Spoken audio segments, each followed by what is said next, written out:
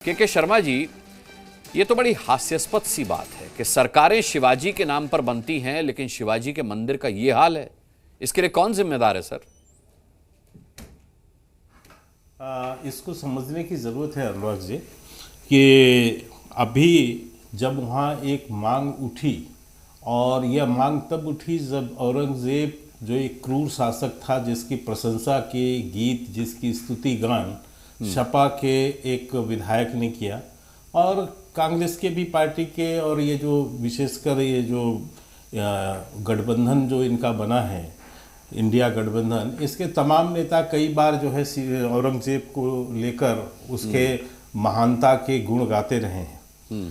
तो ये एक बार पुनः चर्चा में आया, लोगों के संज्ञान में आया, और लोगों को लगा कि शायद थोड़ी समझ आ गई होगी, लेकिन ये अपने तुष्टीकरण की राजनीति से न सपा, न कांग्रेस, न जो अघाड़ी के जो गठबंधन दल हैं, वो जब इस बात को नहीं मानते और उनको लगता है कि तुष्टीकरण के लिए उनके लिए औरंगजेब को महान शासक बताना और अपना जो है प्रमुख बताना यह आवश्यक है, तो ये उसी सिद्धांत, उसी विचारधारा पे चलते हैं। तो एक चर्चा जो है सामने आई।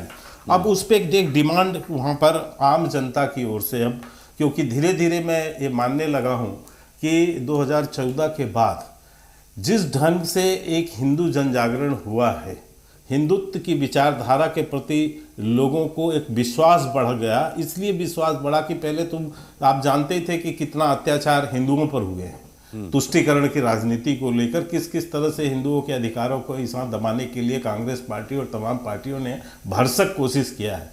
लेकिन जब से राम मंदिर बना है और इसका फैसला आया, या उसके बाद अब जो महाकुंभ की स्थिति है, या तमाम जो घटनाक्रम है, उससे लोगों को लगा है कि नहीं, हिंदू के जो उनका जनजागरण आवश्यक हुआ, और एक तरह से हिंदू जनजागरण बढ़ा, तो एक चेतना भी आई है। अब उसके दृष्टि से अब सब चीज़ें आगे आ रही हैं। जब इनमें मांग हुई कि औरंगजेब की समाधि को हटाया जाए, तो आज हमारे वहाँ के मुख्यमंत्री, महाराष्ट्र के मुख्यमंत्री देवेंद्र फडणवीस जी ने एक जो है बयान दिया, और उन्होंने कहा कि हम सभी यह चाहते हैं, लेकिन आपको इसे कानून के दायरे में करना होगा, क्योंकि यह एक संरक्षित स्थल है। और इस स्थल को कुछ साल पहले कांग्रेस शासन के दौरान ASI के संरक्षण में दे दिया गया। तो ये एक तुष्टीकरण की नीति के तहत ये कांग्रेस और ये अघाड़ी गठबंधन के लोगों ने इस कार्य को किया है।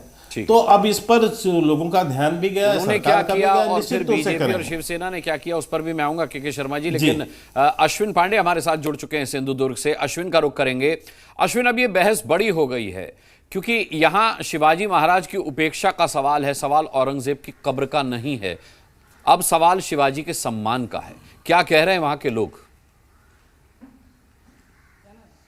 जी बिल्कुल, मैं यहाँ पे जो सेवादार या यूँ कहें वतनदार हैं, जिन्हें छत्रपति शिवाजी महाराज के बेटे राजा राम महाराज ने इस मंदिर को बनाने के बाद इनकी जिम्मेदारियों पर इस मंदिर की देखरेख सौंपी थी, इनसे समझेंगे।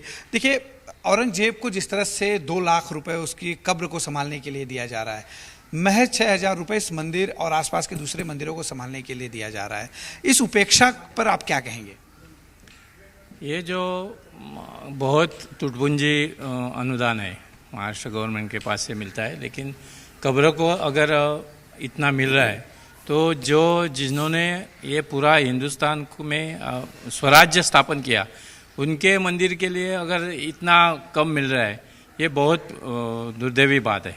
और यहाँ पे देखा जाए तो ये जो मंदिर जब से बनाया, तभी से ये लोग यहाँ पे रहने वाले लोग उसका काम पाए देखते हैं। अभी मैं आपको बोलूँ तो ये जो इसका जो गांव दिए थे इनाम, वो 12,000 रुपये तभी मिलते थे। इंग्लिश गवर्नमेंट ने एक अंशमांश उसका कम करके हमको 1,520 रुपये देते थे। अभी यशवंतराव चौहान साहब जब भी मुख्यमंत्री थे, तभी 600 रुपये उन्होंने बढ़ाया। अंतुले साहब जो मुसलमान मुख्यमंत्री थे, तो उन्होंने 2,000 उस टाइम पे बढ़ाए थे। अभी हमको क्या आपत है कि इतना हो के भी, हाँ, हिंदुत्व की बात करने वाले लोग हैं इस वक्त सत्ता में, शिवाजी महाराज को मानने की बात करने वाले, उन्होंने ये आंकड़ा बढ़ाया नहीं, 6000 है वो 6000 है, उसको ऊपर ध्यान ही नहीं दिया गया है, क्योंकि जब भी हम लोग ने मांग की है उसको निगलेक्ट किया गया है। ठीक है अश्विन, मैं लौटूंगा आपके पास। देखिए बड़ी बात है कि ध्यान ही नहीं दिया गया, शिवाजी महाराज पर ध्यान ही नहीं दिया गया। कृष्णा हेगड़े हमारे साथ हैं। कृष्णा हेगड़े जी, सवाल यह है कि सरकार तो भारतीय जनता पार्टी की रही, शिवसेना की रही, फिर शिवाजी को बिसरा कैसे दिया गया?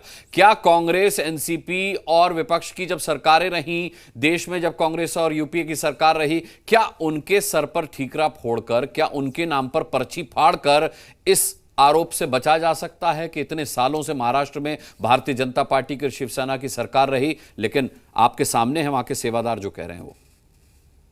अनुराग जी, पहले तो मैं आपको बता दूं कि जो छत्रपति शिवाजी महाराज का जो गढ़ किला है उसके ऊपर महाराष्ट्र सरकार हजारों करोड़ रुपया खर्चा कर रही है ब्यूटिफिकेशन और रेस्टोरेशन के लिए। इसके अलावा जो छत्रपति शिवाजी महाराज का किला है शिवनेरी, वहां पर अरे किले छोड़िए, मंदिर की बात कीजिए, मंदिर की बात कीजिए कृष्णा हेगड़े जी। वहां मंदिर पे तख्ती लगी है कि सरकार 6030 रुपए देती है, इससे रखरखाव नहीं हो पाता, आप भी दान दीजिए। ये तो शर्म से डूब मरने की बात है। नहीं, बिल्कुल सुनिए तो सही मैं क्या बोल रहा हूँ। जो शिवनेरी गढ़ किला है वहां पर जो हमारे सरकार है वो 300 करोड़ के ऊपर दे रही है, और सभी अगर यहाँ पर गलती हुई है ये दुरुस्त करने के लिए और मानने के लिए हम तैयार है, और सरकार बिल्कुल इसका जो अनुदान है ट्रस्ट की तरफ से वो बढ़ाएगी। दूसरी बात ये जो है, ये जो सरकार हम नहीं दे रहे, औरंगजेब के मजहर पे जो पैसा आ रहा है वो हम नहीं दे रहे। जो 6.5 लाख रुपया 13 साल में आई है वो आर्कियोलॉजिकल डिपार्टमेंट ऑफ इंडिया की तरफ से है, वो हमारे तरफ से नहीं है। और जो हमारे समाज में मेरे लिए मुद्दा औरंगजेब की कब्र पर 6 लाख रुपए दिया जाना नहीं है, मेरे लिए मुद्दा शिवाजी के मंदिर को क्या दिया जा रहा है। मैं दोनों की तुलना करता ही नहीं हूं।